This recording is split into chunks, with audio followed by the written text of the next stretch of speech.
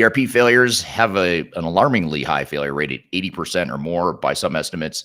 And that's what we're going to talk about today here in our live discussion to talk about the anatomy of ERP failures. And maybe I'll learn how to speak before we get too far into this conversation here. Anatomy of ERP failures, lessons from digital transformation failures and lawsuits.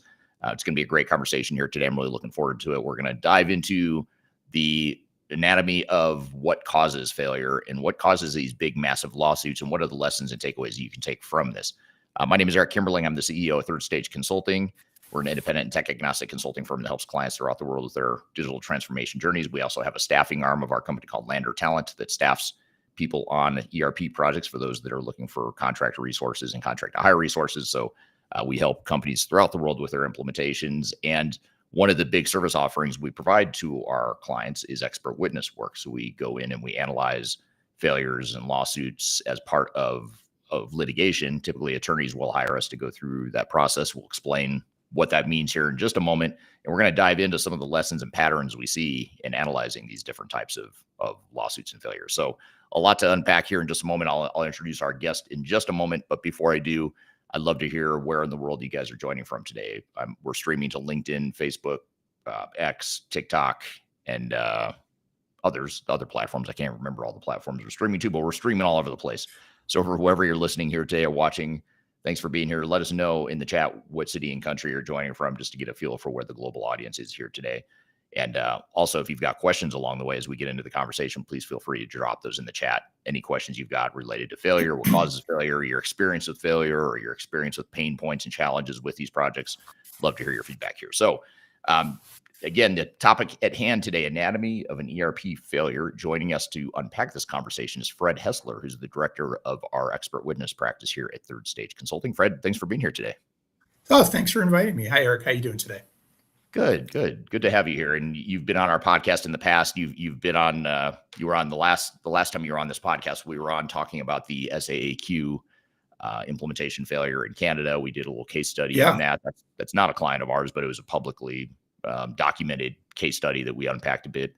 And so you have some experience having this conversation on this podcast, but we've never really just focused on in general what causes these failures and what are some of the big lessons from being an expert witness.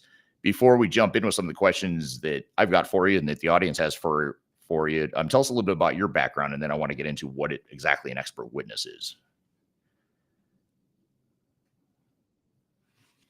Oh, and we lost Fred. Let me get him back in the room here. There we go. Yeah, sorry about that. Connection just dropped. Oh, that's right. Did you hear my question, or do you want me to repeat it? Nope. Yeah, right as I asked it, you dropped it. The feed dropped. No, I was asking it. Just describe a little bit about your background, how you grew up in this space. Sure. I've been in information technology, enterprise software, since 1985 in various roles. And I've been in consulting since the early 90s with a lot of different systems integrators and product companies of local up to international scope. And a lot of different roles in that time, from sales to practice leadership to software development, project management, business analysis, recruiting, all sorts of jobs. And I joined Third Stage almost 4 years ago now. And since doing that, I've focused a lot of my time on litigation support activities, expert witness. And I found that the number of jobs that I've had in different roles I've had in the industry do help as good preparation for that. You understand everybody's perspective in one of these difficult situations. Yeah, and as we'll see and unpack here in a moment, it's usually not just one person's fault or one party's fault. Usually there's a lot of blame and fault to go around in these sorts of projects. So tell us a little bit about, first of all, what is an expert witness? What does an expert witness do, and why do you like it? I know you're really passionate about this sort of thing. So just to help people understand what it is and what intrigues you about the role. And the role of an expert witness from a legal perspective is very simple.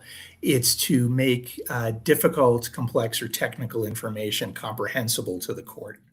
That's really the role. And typically you're hired by one party and there's another witness expert hired by the other party to try to make that case for your client comprehensible. And why do I like it? I guess I just like the analysis of it. I like trying to unpack exactly what happened. And as you mentioned, it's never just one thing. It's usually a lot of things that have led to this unfortunate position where there's litigation or arbitration underway. And I just kind of like getting to the bottom of that. Yeah. It also seems like one thing I've noticed about expert witness that I personally enjoy, and I'm curious to see what you think, is that, when you're actually doing an implementation, there's just so much chaos and noise and pressure and moving parts, and it's just a lot to keep up with. That a lot of times it's hard to lift your head up and stop and think and stop and look around and understand, what's really happening here. But with expert witness work, you have the luxury of being on the outside looking in. You're not caught up in the politics and the emotions and the personal nature of some of the implementations. Have you found that to be true too? It's almost like you can use that part of your brain. You can actually settle into that analytical part of your brain that sometimes you miss out on when you're actually in an implementation. Yeah, absolutely. It requires focus and kind of calm to do the analysis. It's highly focused work, but even reading, email transcripts from inside a project or status reports, it can evoke those memories of chaos and stress and so forth from projects you've been involved in. Obviously, you couldn't do this kind of work without a pretty deep background in software development and implementation over the years. And actually, that's one of our strengths at Third Stage, I think, in doing this sort of work, is that we're not just an expert witness firm or litigation support. In fact, that's a minority of the business we do. We're ERP advisory consultants. And so we remain active in the industry and see current technology trends and trends in the industry generally. And I think that strengthens us as witnesses. Yeah. Yeah. Having that actual real life, real time track record and experience to draw from, for sure. Want to say hello to some audience members that have commented where they're joining from today. 𝗙Ž_PR on YouTube says, hi, thanks for being here today. 𝗙ŽH 𝗶𝗹𝘂𝗀𝘀 joining from Cape Town, South Africa. Thanks for being here today. Ronak from Columbus, Ohio. Thanks for being here today. And love to hear where else everyone else is joining from today. And any questions you have for Fred or I as it relates to expert witness engagements, lessons from failure, your own experiences with challenges and project issues. Love to hear your feedback as we go here.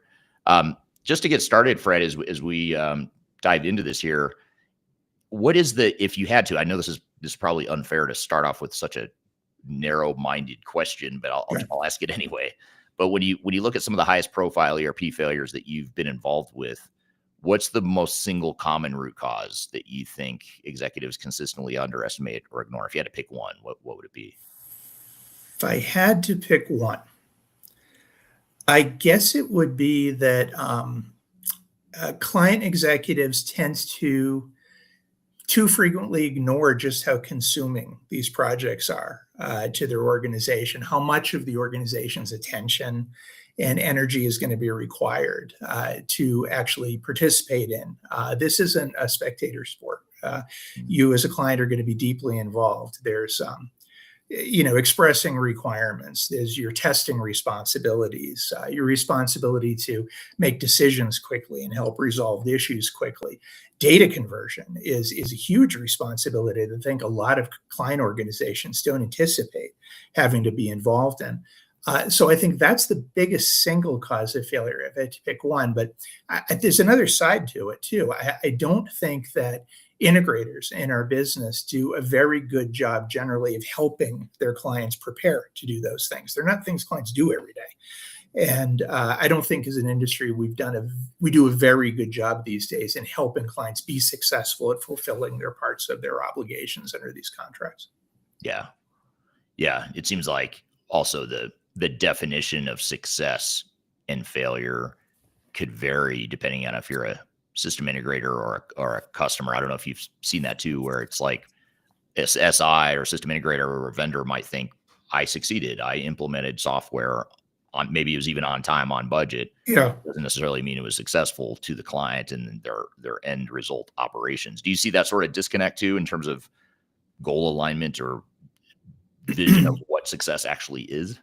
Yeah, that's a pretty common pattern. It's not in every case. Sometimes the causes of the dispute are more technical, or they may have other motivations. But a pretty common theme is a mismatch of expectations around requirements. I have very particular functionality that's definitional to how I work. I need it to be done well, and you're not really listening to me, right? Or you're sort of hand waving it away and saying, "How hard could that be?" And so that's a pretty common pattern that'll eventually emerge as the real cause of the dispute. Yeah.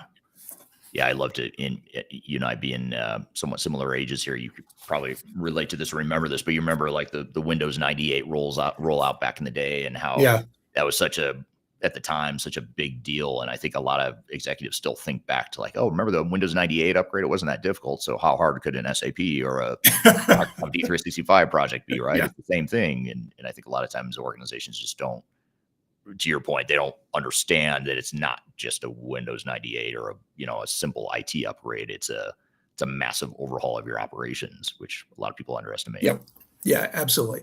And I think that integrators sometimes don't spend the time to really understand business requirements that are critical or maybe even idiosyncratic to the client organization, and that leads to these misunderstandings as well. Yeah, absolutely. Want to say hello to 𝗙İzhim, joining from Casablanca, Morocco. I've never been, but I've heard it's beautiful there. I'd love to go sometime. Thank you for being here. And then 𝗙İzhim follows up with keep up the great insights. Thank you for that. Hello to Nining on LinkedIn, joining from Indonesia. And then here's a cool name. I don't know why I like this name so much. Bobby Fisher. It's got a nice ring. Chess player. Yeah. Bobby Fisher on YouTube says, having no capacity for assigned and released key users is a major issue again and again on all relevant functions. What do you think of that? Is that something? Oh, yeah. That's almost universal, that problem that Bobby's bringing up. We talk about this a lot. In fact, if I think about what advice we tend to give organizations who are embarking on one of these journeys, one of the ones we've really learned to stress is to be honest with yourself about what the organization's capacity for actually undertaking this project is. You've got key people you're going to need involved in the project. And the reason they're key people is because they're really good operationally too, right? So you're going to miss them if you take them out of operations. And that striking that balance is really critical and difficult to make. And a lot of businesses underestimate that. As I said earlier, they underestimate the degree of energy commitment they're going to need to make to one of these projects. So yeah, that happens a lot. It's a key source of failure from the client side, I found, is failure to uphold the obligations. And that usually means their participation in key functions with their key people. Mm, yeah. Yeah, very, very important for sure. Darian on LinkedIn says, good morning. Good morning, Darian. We know her. We know Darian. She's on our team, so thanks for being here today. And then 𝗙İzhim on LinkedIn says, great point, Eric. It's an overhaul of business operations, not just a simple IT upgrade. So thanks for being here today, 𝗙İzhim. So when you look at these projects that end up in lawsuits, Fred, what usually turns a struggling implementation into a catastrophic, unrecoverable failure? In other words, it doesn't just happen overnight. These failures, Right. you don't wake up one day and realize, oh, there's a failure. I have a failure on my hands. It's a slow, steady burn oftentimes. But what is there a tipping point or something that sort of causes it to cross over into that this is a complete disaster, we're going to end up in litigation sort of phase? Yeah, I don't think it's a single event, but yeah, there's a tipping point somewhere. I think it's not stopping it soon enough. There's a point in troubled projects where the right thing to do is stop, right, and recalibrate it, and that could be either party saying, "I don't feel comfortable. Let's stop this." We frequently see cases where clients would have been well advised to throw a flag and stop the project and recalibrate it because they're feeling uncomfortable, almost always for very good reasons. They don't do it. Customers tend to defer to the expertise of the integrator. They tend to place a lot of trust and faith in the integrator's expertise. And they sometimes wait till it's too late to say, I don't think this is going right. It's not the way expected. But we've seen cases also where the integrator really should have stopped the project, right, to recalibrate it. And, all of us who have worked in consulting know that's very difficult for integrators to do. There's always pressure on the project team from the management to keep the revenue flowing, right, wrap this up so we can move on to the next project and so on.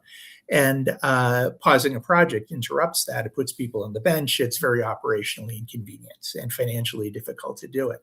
But I think I've definitely seen cases where it would have been much less painful ultimately for the integrator to do that than suffer the pain that results from trying to muscle through a project that's going very poorly, where the connection with the customer just isn't happening.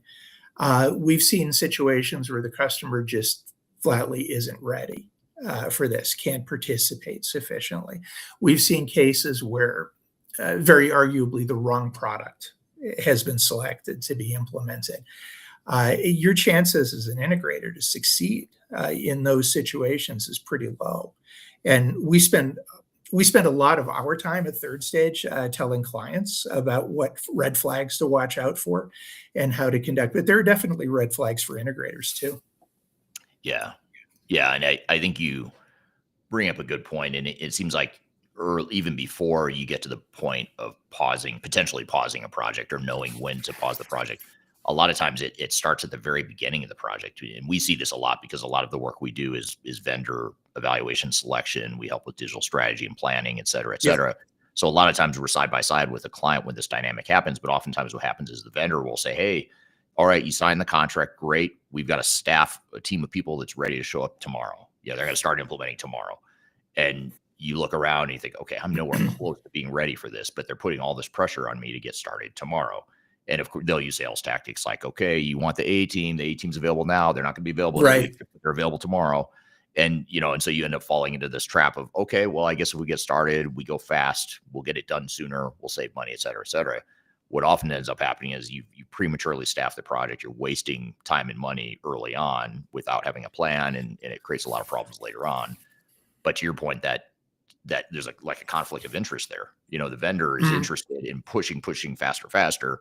Your interest or self-interest would be to slow things down, get a proper plan, make sure you've got your own team mobilized, make sure you've got an overarching plan for how you're going to manage the SI, all that stuff. Do you see that being a root cause, or kind of even earlier than before what you're talking about, pausing the project? Yeah, we've certainly seen those sales tactics that you're talking about. We've got the best people available, but they won't be this afternoon, so you better sign now and get started. We've seen tactics like that. We've seen tactics like that employed about stopping projects too. I recognize we have some issues here, but if you pause this project, I can't guarantee you're going to get your team back, right? And that's, frankly, having worked in consulting firms, that's just not true. They're going to work with you and you're going to get that team back. And actually, if things are going that poorly, it's not clear to me why you want that team back. Maybe better off. But to be fair, we've also seen situations where clients have kind of dug their own grave in this regard. They've put the pressure on the integrator to get started quickly. They haven't done their own due diligence. They signed contracts after very little analysis or exploration of what the product that they're choosing is, and they've set themselves up for failure. Right. Yeah. Very true. And I think that's the harsh reality of some of these projects is, to your point earlier about how there's usually not just one party to blame. Yeah. At the end of the day, if you're an implementing organization, not that it's all your fault, but you are the person that has the most control over the project. And that's I suppose the irony of it all is a lot of companies don't act like they do, but the reality is you and your leadership team and overall organization are the ones that can affect change and improvements. But a lot of times you just defer, it's almost like you follow to a fault. You follow the lead of the vendors and they take you down a technology driven path that isn't necessarily business oriented and good for your business longer term. Yeah, absolutely. As the client, you really have your hand on the spigot. And you've got to control that. There's absolutely a strong tendency to defer to the expertise of the integrator. Yeah, absolutely. So I want to say hello to a few more people joining here on the stream. We've got Sanjay joining on LinkedIn. Thanks for being here today. Lynette joining from Chester, Virginia. Thank you for being here today. We have Tunke joining from Izmir, Turkey. And follow-up question here from Sanjay, and I'd love to hear your thoughts on this. Your knee-jerk reaction to this, Fred. This is a juicy question here from Sanjay on LinkedIn. What lessons do big companies like SAP learn from high-profile ERP lawsuits, or do they learn anything from them? I guess would be a better question. They probably learn how to write their contracts more tightly. Actually, a good point. I don't think you're kidding, are you? You're actually serious. No, guys, I don't know. What do you think? I'm not sure. I'm not having been in one of those organizations. I'm really not sure if they learn any lessons in terms of how they actually conduct projects. What do you think? Well, I actually, even though you were half kidding, I think that is probably the biggest lesson is what you said is writing the contracts better. I mean, because they've got to mitigate their risk, and I don't think behaviorally they change anything because that economic self-interest, if you think about it, think about a company like SAP, and it's not just SAP, it's Microsoft, it's Oracle, it's all these big vendors. They have so much to gain by pushing people to cloud upgrades and to push the services side of things with their partners. And the more adoption they can drive, that's the appeal. If there's an occasional lawsuit here and there, I don't know that that's enough to cause them to say, you know what, maybe we should rethink the way we operate. I think what's happening, I would take it one step further and say, not only are they not learning from it, but I think what's happening, and you're starting to see this in the EU and even with some litigation here in the US around anti-competitive behavior, potentially, or allegations of anti-competitive behavior. There's EU investigation into anti-competitive behavior on the part of SAP. Celonis is suing SAP for anti-competitive behavior with their blocking out of their technologies and the business process mining side of things. So I think what's happening is that you're starting to see regulation, and I think regulators will end up having to set the guardrails and to teach the vendors a lesson. I don't think the vendors are going to learn on their own just because there's the allure of cloud subscriptions and all that stuff is just too great. You look at SAP stock price too. I mean, it's through the roof because they're doing a good job selling cloud adoption, even though some would say they could be doing better, but they are driving a lot of S/4HANA adoption, which investors love. It drives up the stock price, and that's their myopic focus. I don't think they're too worried about, are we going to get sued here and there? It's no different than it was 10, 20, 30 years ago. They've been getting sued the whole time and they haven't changed. So I don't know why that would change now. And I was 3/4 serious about the contract comment. Actually, one of the things that we advise customers on a lot is that you really need to understand that contract. There are aspects of it that are particularly important to understand. They're not written for your benefit, right? As a client, they're written for the software vendor's benefit. And there's some things in there that are negotiable and some things that are not. But the things that are not, at least things to be aware of and understand what you're getting into. Yeah, absolutely. Yeah, makes a lot of sense. Bobby Fisher, I'm going to keep saying the name because I like it so much. Bobby Fisher on YouTube says, keeping parallel data worlds, especially using Excel available ERP functions, is a huge risk. Organizations should block Excel for some weeks after transition. I would say I see the point here. I agree, but I think the root cause of why people revert back to Excel and work outside the system after an implementation is largely because sometimes the software doesn't fit the needs of the business. Sometimes they haven't been trained appropriately. So there's usually a deeper issue than just they're using Excel or they're reverting back to their legacy processes. That's usually a symptom of something deeper. Is that what you've seen as well? Yeah. I think you're right. I think it tends to be a failure of change management, but even before that, it tends to be a failure of requirements management. It seems that recently a tendency, I believe to be true, is that integrators don't do a very good job, put appropriate attention into understanding both the physical and logical models of the current operating environments of the customer. And therefore, they're ill-equipped to help the customer imagine different ways of working where they can accomplish really the spirit of the process and not just the letter of the process inside the new software. I don't think as an industry we do a very good job of that anymore. And I think that leads to this reversion to Excel habits. There are probably some people who are stubborn and just want to use these tools, but I found that's the definite minority of the cases. They're doing that because there's a thing they need to do they can't do in the software. Yeah. And you're right, the cause of that is way back earlier in the project. Yeah, exactly. And that's the key with a lot of these failures too, in the lawsuits, is really getting at, you've got a ton of symptoms. Like you can point to all these things that are lurking on the surface, but then if you dig below it, a lot of times you can narrow it down to a few core things that are being done wrong. Like you mentioned, change management or lack thereof. A lot of times that lack of change management leads to things like this dynamic here, where people are reverting back to legacy systems. Oftentimes another symptom that people don't often correlate is customization. We end up customizing the software because change hasn't been managed effectively. So that's a form, it can be a form of resistance to change. It could also be that the software sucks or the software doesn't fit your needs, but it could also be that your people are partially resisting change and they just aren't open to new ways of operating. So I think getting to that root cause and attacking that is more effective than chasing the symptoms. There's a complex dynamic that we've seen unfold in some cases, and it starts off with this.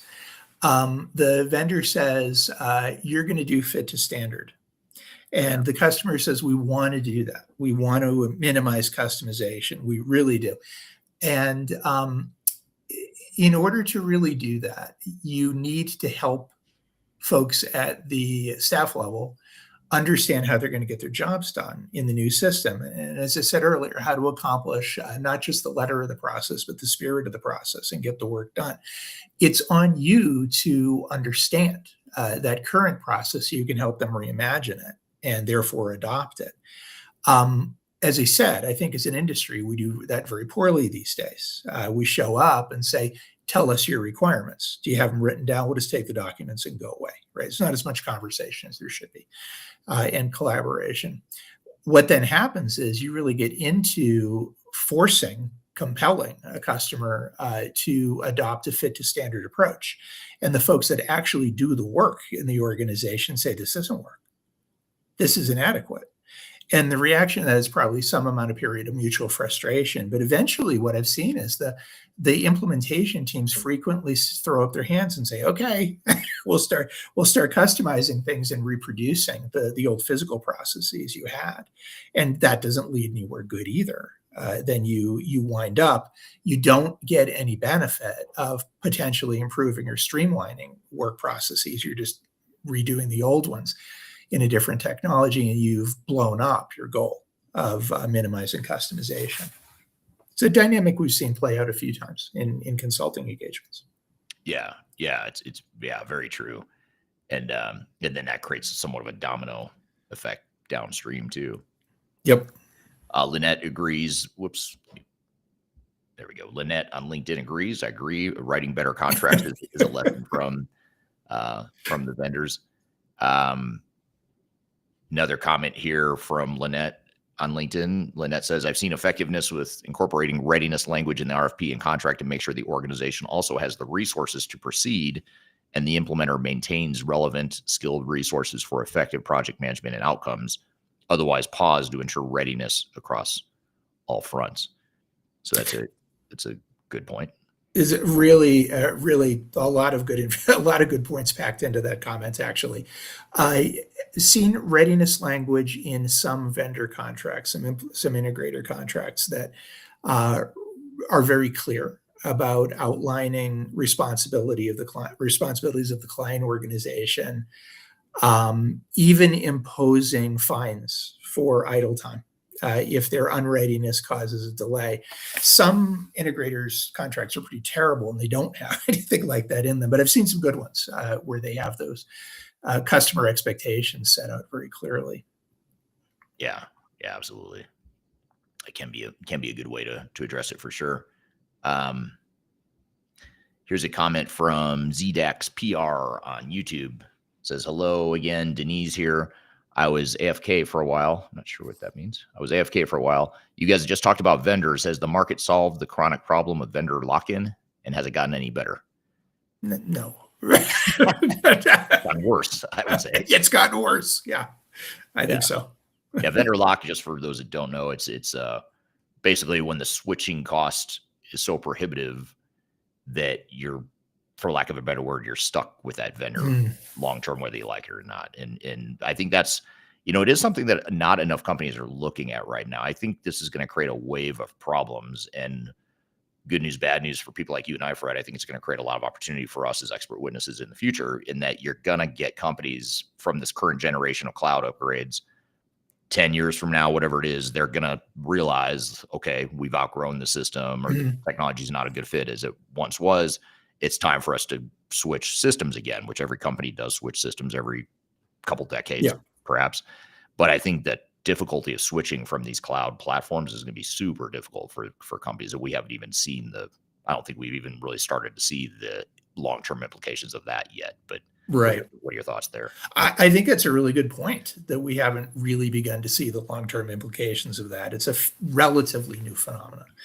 And we've seen recently, kind of anecdotally, but with some of our clients, situations where the incumbent vendor is absolutely using the difficulty of moving away from them to put the screws to the client, and in terms of increasing renewal fees and so on. In an obvious way, you'd think if you wanted to keep a customer long term, you'd try to be easy to do business with. But we've seen some situations where they're obviously taking advantage when counting on the fact that it's very difficult to migrate away from an enterprise system. Yeah. And I think, as leaders, again, getting back to those of you listening that are not working for a consulting firm, but you work for the you work for the client, the end client, or you are the end client. As leaders, it's our responsibility to not only address today's problems, but to maximize our flexibility long term and keep options open for our organization long term. I think the more you double down and lock yourself into one platform, even if it seems like a great idea today, stuff changes so quickly. I mean, the technology is going to change, your business is going to change. It's inevitable that over time there's going to be a drift between what the technology can do and what your business needs are.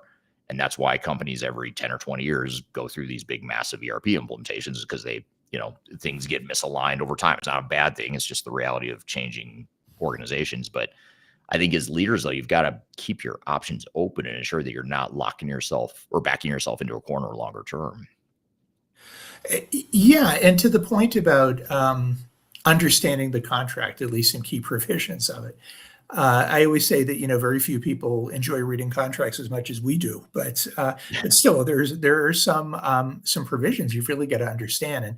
And the subscription model is very different, of course, from old style software purchase agreements that were essentially one-time license fee payments with occasional upgrade fees, right? When new versions came out and so on. Now it's consistent, and your ability to exit the agreement is exceedingly limited, absent some sort of breach that you can point to, and that requires a lot of work to get to that point. There are typically no termination for convenience provisions in these agreements. You're stuck for the term. At minimum, you're going to wind up, if you want to leave the agreement, you're going to wind up paying your monthly subscription fee for the remainder of the agreement. Worse, future payments may accelerate and be immediately due, right? Mm-hmm. So it's best you can get some pricing discounts by agreeing to longer term contracts, but you have to consider, is it worth it? If you go and you sign a 20-year contract, I'm exaggerating, of course, nobody does that, but signing a 5-year agreement to get an extra couple percentage points may not be worth it in terms of the lack of flexibility you're going to have if your business does change. Right. Yeah. And there's a term called optionality that some industry analysts refer to in terms of just, what gives you the most flexibility and options. I think, we were talking about SAP a moment ago, and it's I suppose it's easier to pick on SAP because they take this idea to an extreme, but SAP takes a very myopic SAP only approach to their customers. And that's why the EU is investigating them for antitrust behavior, and Celonis is suing them for blocking their technology from working with SAP. And that's SAP's MO. And I think, for them, it's a good thing because it locks, if I can get you locked into a long-term subscription with S/4HANA or whatever ERP software I provide, that's just recurring revenue, annual recurring revenue that investors are going to love, and it's going to drive up my stock price. As a leader within a software vendor, I'm getting comped very heavily on how much I can lock you in. So everyone's making money and everyone's doing well with the idea of vendor lock, except for the customers. And I right. And I think that's where I think we're going to see a lot more litigation. I think so too. Yep. Yeah. By the way, I meant to mention this before, but for those of you that are interested, we have a new guide that we just released on our website. It's a ERP recovery guide, a project recovery guide. So you don't necessarily have to be in a unmitigated failure or lawsuit to benefit from this guide, but it's a way to identify risk in your project and to right size it. So if you have the sense that maybe things aren't going as well as they could possibly go, or you feel like there's opportunities to improve, which most projects do have opportunities to improve the pace at which they're going, check out this ERP recovery guide. You can just scan the QR code. I'll drop a link in the comments as well with that, but I'll leave that up there for your downloading pleasure and reading pleasure. So be sure to check that out. I also want to say hello to Dennis is joining from LinkedIn, joining from ERPfunnel.com in India. Hello, thanks for being here today. Lynette says readiness or lack thereof is a challenge with these projects, and I think we've touched on that a bit here in the conversation so far. But here's a question from Darian on LinkedIn, and this builds on a comment you made earlier, Fred. Just want to get your thoughts here. At what point does a client's failure to pause or recalibrate become part of the problem? Well, if you look at it from the standpoint of litigation, starting at that extreme example, if there's litigation, the failure to pause to recalibrate works against the customer's interests for sure. It's very easy for opposing counsel to say, well, look, you kept paying the bills. Yeah. You didn't object in a way the contract demands that you object. You just let it happen. And you're in a position then as a customer of saying, well, we trusted these guys. We hired them because they're experts. And that's kind of a weak position to be in. So when you get to litigation or arbitration, having refrained from throwing a red flag and stopping the project does not help you. You're not going to get credit from opposing counsel for your patience with the performance of the integrator. Not sure if that's what Darren had in mind, but yeah, and I think see that a lot. Yeah, and it's just back to that harsh reality or reminder that some may not want to hear, which is, you are in control of this project. Yep. You may not feel like it, and I understand why a lot of organizations feel like they're not, because the vendors in SIs, especially the bigger ones, tend to do a pretty good job of setting the tempo that they're comfortable with and setting the rules of the game that they want and that they're comfortable with, and they do it with such confidence and aggression and whatever. And it's coming from a place of experience in many cases, but oftentimes it's not a good thing just to go or to not slow down, especially early on. If you're early in the project and you're in the SI and the vendor is sending resources your way right away, something's probably wrong. You're probably not ready for that, especially if you don't have your team mobilized, you don't have your plan in place. The vendor may have their plan, but you've got all this other stuff you've got to deal with, like data migration and change management and project governance, the overall PMO, all kinds of stuff that generally is outside the scope of the vendor. But if you don't have that stuff in place, it doesn't matter if the vendor showed up early. It's still going to create problems. Yeah, it's a lot of organizations don't have patience for this, but it's a good idea to do kind of a readiness assessment before you launch one of these things. And what you're really looking for there is what are gaps in our readiness, the kind of things Lynette's probably thinking of. Do we have data hygiene issues, right, that we really ought to address because they're going to complicate things? Do we have current processes documented? Because the vendor is going to ask for those, right? And it's going to slow things down if you don't have them. Do we have broken integrations? Do we have really obsolete technology we've got to think about disposing of in some fashion? Taking some time to honestly look around the organization and kind of fill in those potholes before embarking on one of these large initiatives is a good idea. Yeah. Yeah. I totally agree.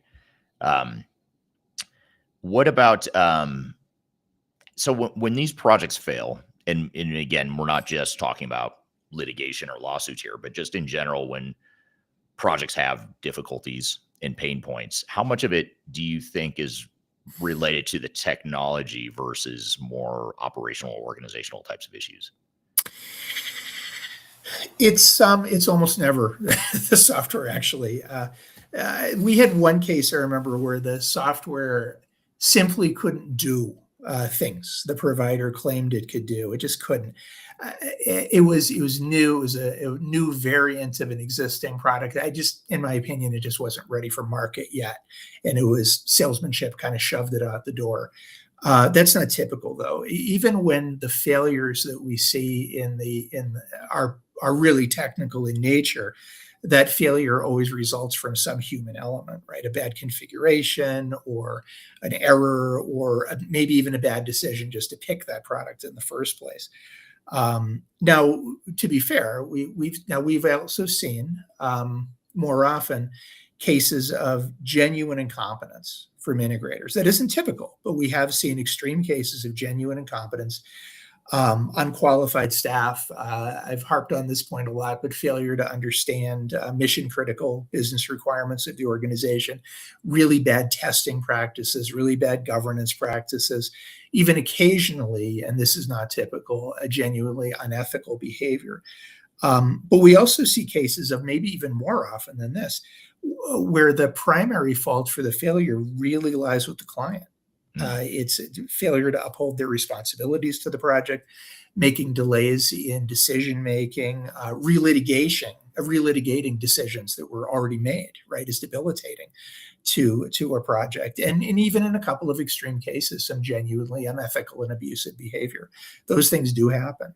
They aren't normal, but we do see those. So to answer your question, it's almost never the software.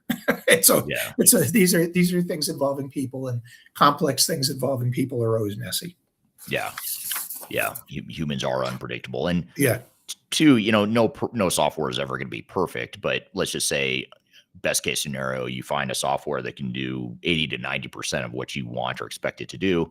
It's that 10 to 20% of what it doesn't do. That's not necessarily a flaw with the software. It just, for whatever reason, doesn't work the way your business works, which is understandable because every business has its own nuances. But the question then becomes, what do you do with that 10 or 20% that it's not a fit for? And it's usually not, it's usually not to try and force fit the technology into a situation where it's not meant to work. You might need a third-party bolt-on. You might need to customize. You might need to have a manual process, whatever it is. But I think the exception or the caveat I would throw out to what you just said is it can be the technology when you try to force it to do something it was never meant to do. But again, that's not really a flaw or the fault of the software necessarily. Right. The organizational the way the organization addresses those flaws. Yeah, it's just a machine. It just does what it's told, right? It's not its fault. But that 10 or 20% you mentioned, that's the kind of thing that, we do software selections we're trying to tease out, I think. That 10 or 20% can be idiosyncratic things the customer does that are really important to them and their particular business. They also could be kind of odd things they could redesign, right? They're legacies of old systems and old practices. But you need to take a look at those things. You can't ignore them. And it really, that strange thing they seem to do, and we've seen some cases like that where customers do some things that look odd from the outside, and you never predict that was necessary, but it actually is. It's actually core to their operating model. Yeah. You want to tease those things out early. Yeah, and one of the you mentioned earlier, you talked about fit to standard earlier, and that's a common blind spot that covers what you just said. It hides or masks what you just said we should try to draw out, in that a lot of times vendors use as a selling point, we've got best practices, standard software. If you can't figure out how to make the software work for your business, then maybe you're the problem, not the software. And so they sort of gaslight you into thinking, okay, I have to somehow figure out how this software is going to fit my business. Otherwise I'm the problem. And, you almost like clients end up trying to prove that they're capable, when in reality, it's like that software just wasn't meant. it just doesn't fit your business, just let it go. It's okay. Like Right, right. don't just try to force it into this situation. And I think that's where a lot of companies get into trouble, and they fall prey to that sales message of, we have best practices, we know better somehow because we're the software vendor that has, tens of thousands of customers or whatever. And that's not necessarily true. But yeah, you have to ask, whose standard is this exactly? Right? Yeah. Who decided this was the best practice? Exactly. Yeah. And I'm probably unreasonably cynical about this particular topic, but to me, it often means best practice means how our software already works. Yeah. And there's something deficient about you as a customer that you're unwilling to change your operating model or discard these things that don't fit. And clients do fall prey to that. I think it's intimidating. Yeah. I've had many times have I had a debate with software vendors about whether or not best practices really exist. But to your point, the cynical side of me too wonders the same thing. Is there some sort of international governing body that we don't know about? That's the International Association of Industry Best Practices, and they determine what best practices are. Obviously, I'm being facetious when I say that. That doesn't exist, but every vendor says they have best practices. And then you start to think, well, okay, if every vendor has best practices, does that mean all the vendors work the same? And that's not true either. So it must be identical, right? They must be identical, right? And if you turn it around on a vendor, they'll say, no, of course not. Our software is better. Well, how is it better if it's all best practice, right? You're all saying best practice. But I think if you really peel back that onion, I think you start to realize there is no such thing as best practices. But that's we could have a whole nother podcast just on that one topic. Yeah, outside of genuine regulatory requirements. They're style questions, really. Yeah, exactly. Frank agrees with something we're saying. I'm not sure which part, but he said great point. So thank you for whichever point. Appreciate that, Frank. Whatever it was, we appreciate whatever it was. We hope we were adding some insight, maybe even some entertainment and humor to your day. We're hoping for it here today. Here's a really interesting question from, well, actually, let me get to this comment first before I get to the question. Don on LinkedIn says, failing ERP, there's a lot to do to repair stakeholders' trust. And that's something, this is a really good point, because a lot of times companies it doesn't even cross the mind of leaders when they get into these projects. They don't even think like what not only the financial implications are of a failure, but like, how does it affect your morale? How does it affect your long-term employee experience? There's so many things that get damaged. There's so much collateral damage from these. They go well beyond just the stuff that gets argued in court. There's all this other collateral damage as it relates to morale and people. Have you seen that as well? Absolutely. We see that in a lot of organizations because we do a lot of project recoveries where we're brought in to try to get them on track. And it's not uncommon. The organization has already been through a failure, or this one's been going on a long time before they had someone intercede in it. These things are debilitating to organizations if they're not done properly. And Don's absolutely right. The stakeholder trust, the exhaustion and fatigue and cynicism that sets in the organization, is very, very hard to recover from. It's just we sometimes see organizations and the client will behave in certain ways that we weren't expecting. And it turns out there's a reason for that. It's a legacy of some awful experience they went through with a consulting firm or an implementation project 5, 8, 10 years ago.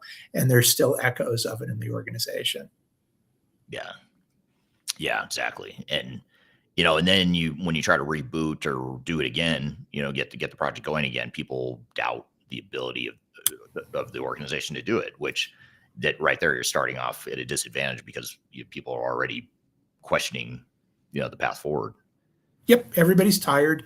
And there's a tendency to, when you've been in one of these things for 3 or 4 years and it's struggling and it seems like it's never going to end, people are already tired. If it really fails and you need a different solution or even revert back to an old one, people are exhausted at that point. And there's a tendency to just pick another one and go. Right. Yeah. And you got to give people time to heal.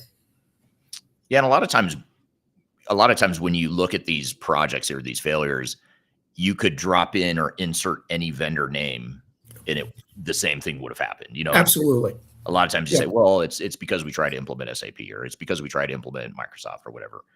Yeah, maybe there was. I'm sure there were complications or challenges with the technology, but to your point, it's usually not because of the software. It's usually the way you're running the project. That's the problem. It's more of a systemic failure, not a software failure per se.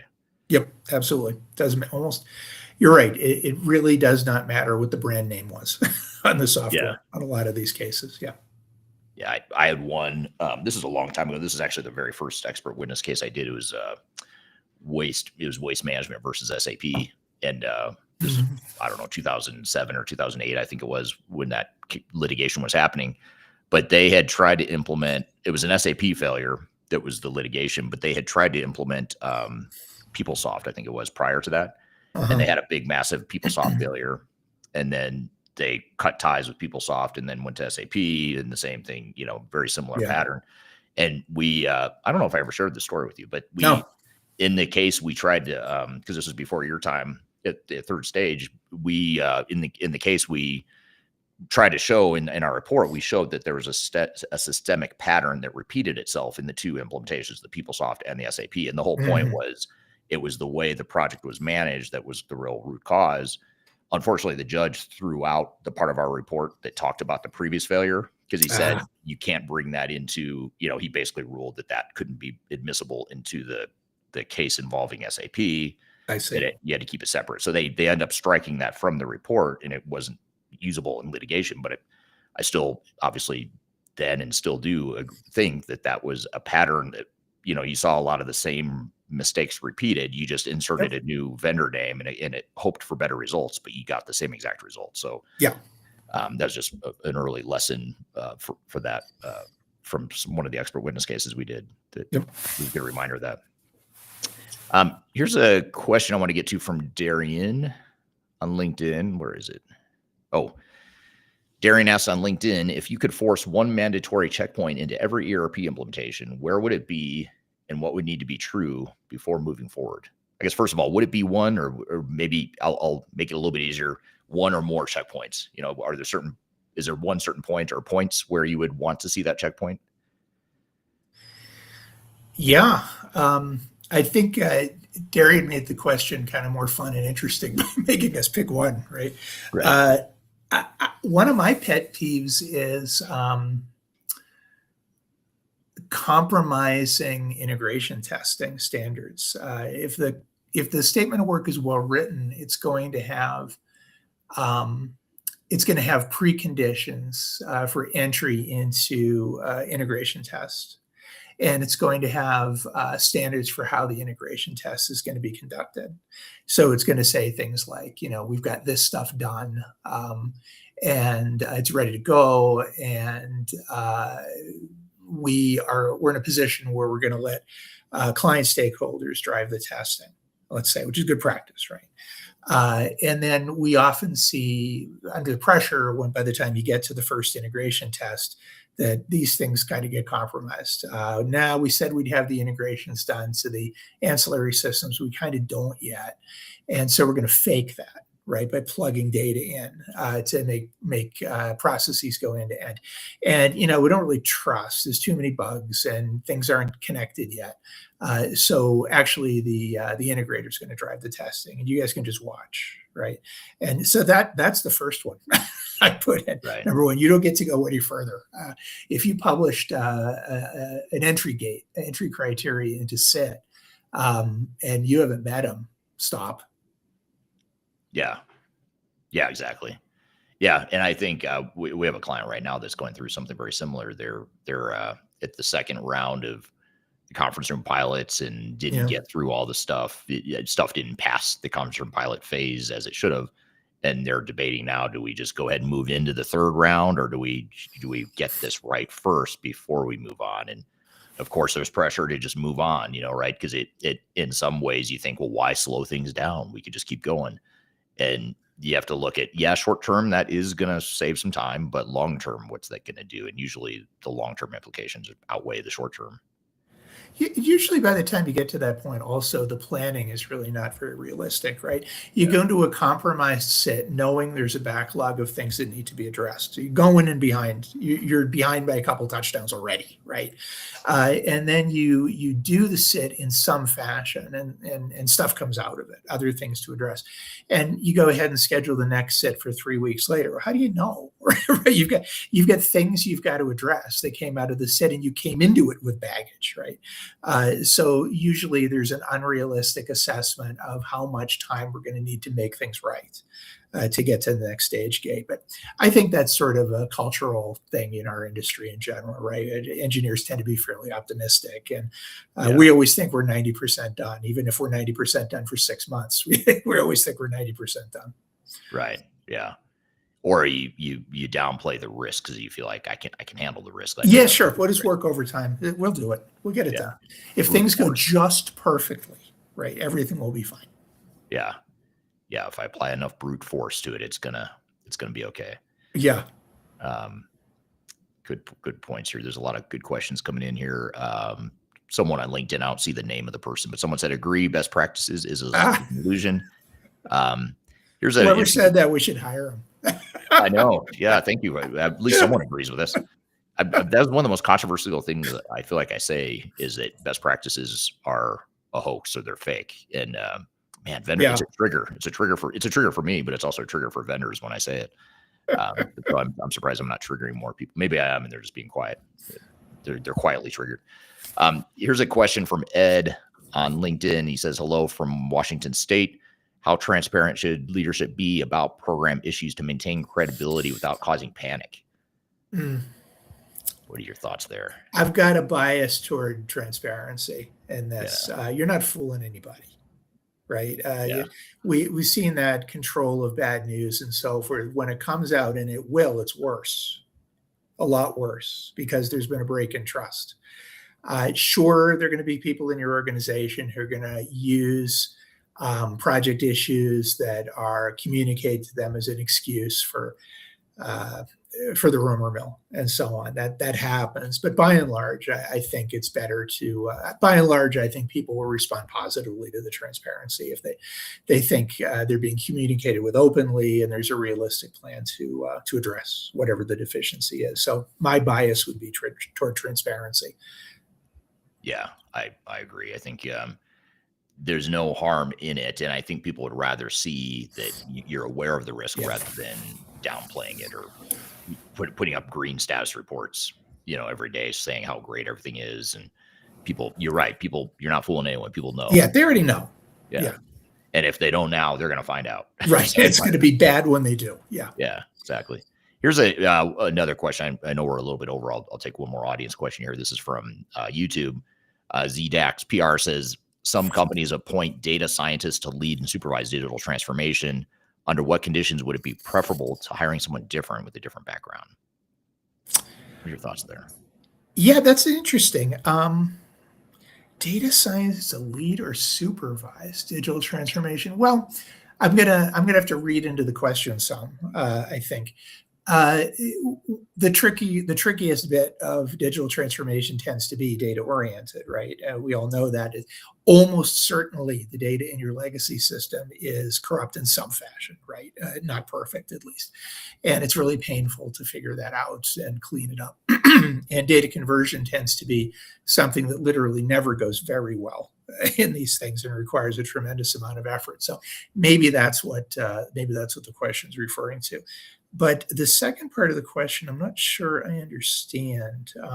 A different background from being a data scientist? Is that the question? Well, I think it's more like, is there a different type of skill set that is appropriate for someone leading so in other words, would you want someone from the business? Would you want like either a broader technical person and or a business leader being the one to manage a digital transformation? Like what skills should, maybe we could broaden the question to what skills are important to a leader of digital transformation.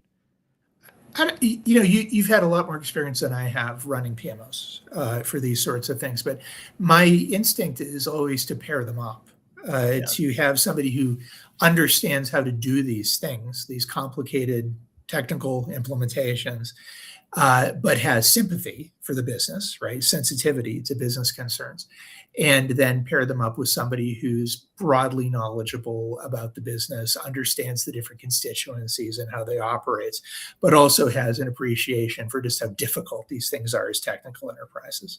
Yeah, I agree. I think The problem if you get someone who's just a data scientist, and not to downplay the importance of being a data scientist, but if that is your main area of focus and you don't fully understand business trade-offs and business implications, that can be a blind spot. But having said that, oftentimes if you get a business person who really understands the business, they may not understand the technical implementation. So I think your point is well taken as far as combining it. If you can get you need a combination of both. It's just a matter of how are you going to set up the leadership structure to where you don't have too many cooks in the kitchen or too many decision makers that lead to no decision. Right.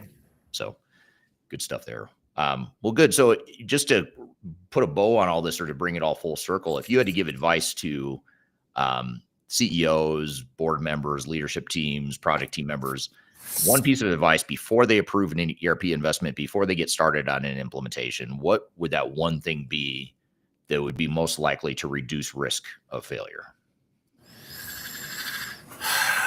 I think it would be to be honest with yourself about your capacity for really doing this, right? And why you're doing it. Be honest with yourself about how you're going to accommodate the fact that your best people are going to be occupied with this project probably for a period of years. And then plan your course accordingly, the pace of the implementation accordingly. And then the next step to that is, since you're going to be hiring an integrator to help you with this, hire integrators for cultural fit with your organization, empathy with your organization, who are going to honor the pace at which you think you need to go, rather than trying to rush it. I guess that would be the number one thing I'd say. Yeah, I agree with you. Actually, if you do that one thing, you're not going to solve all the world's problems, but you're going to solve a good chunk of them. Yeah. If you do it right, if you do what you're saying well, and if you do it right.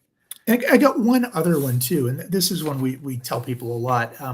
We've talked about understanding the contract, right? That you're underneath. As an operations person, you're not going to relish doing that, right? But you've got inside counsel that can help you. So use them. But there are certain elements of the contract you really do need to understand. And we've talked about the need to raise your hand early if you're uncomfortable as a customer, right? Trust your instincts. If things don't feel right, you're probably correct, right? The things aren't on. And there are probably in your contract specified ways to protest, to raise a concern. So number one, do it, and don't wait till it's too late. Because as I said earlier, you're not going to get bonus points from opposing counsel for your patience and grace if things go really poorly. But also you have to do things in a certain specified manner if the contract calls for it. So just know what those things are. Your attorneys are going to like that and appreciate that you did that, or diligent about it. Yeah, absolutely. Yeah, and I think it's a lot of the things you look for in a contract too aren't just they aren't just legal. It's not just legal terms and conditions. It's also the structural, systemic things that affect the way software is deployed. It affects the implementation. So you need someone not only that understands the law, but someone who understands these implementations, because there's pieces that might be legally sound, but it's introducing risk to your implementation anyway. So I think knowing those things and getting guidance on that is important. That's a really good caveat. We've seen situations where general counsel for a company reviews contracts, but they don't actually understand the implications of some of the things in the contract, because they're implications to how the project's going to be governed and executed, and they don't, that's not what they do, so they don't really understand that. So that's a really good point. You need more than one perspective in reviewing that contract. To that point, though, one thing to look for in a contract and make sure it's there is to have a defined escalation path if things go wrong. Yeah, it should be spelled out exactly what you're supposed to do, who exactly you're supposed to speak to. Yeah, yep, I agree. Good deal. Well, I appreciate you being here today and sharing some of these insights, Fred. This is really good stuff, and it's always good to get inside the mind of sort of like not like getting inside the mind of a serial killer, but but getting inside the mind of an expert witness. A lot of people wonder, like, what's the crazy stuff that you see and do as an expert witness. So it's good to get some of those stories out on the table. So great, it was fun. Thanks. Yeah, thanks to the audience too for the great questions. A really good conversation here today. This will become part of our weekly Transformation Ground Control podcast that gets released next week. So we'll edit this conversation up, we'll add some additional content to it and release it as a formal episode of Transformation Ground Control. You can see that at transformationgroundcontrol.com. You can also subscribe to it wherever you listen to or watch podcasts as well. So thanks for being part of the live production of this podcast here today. Appreciate it. And hope you have a great week. We'll be back same time, same place next week for more conversations about digital transformation, tech agnostic transformation type topics. So thanks for being here today. Have a great week, and we'll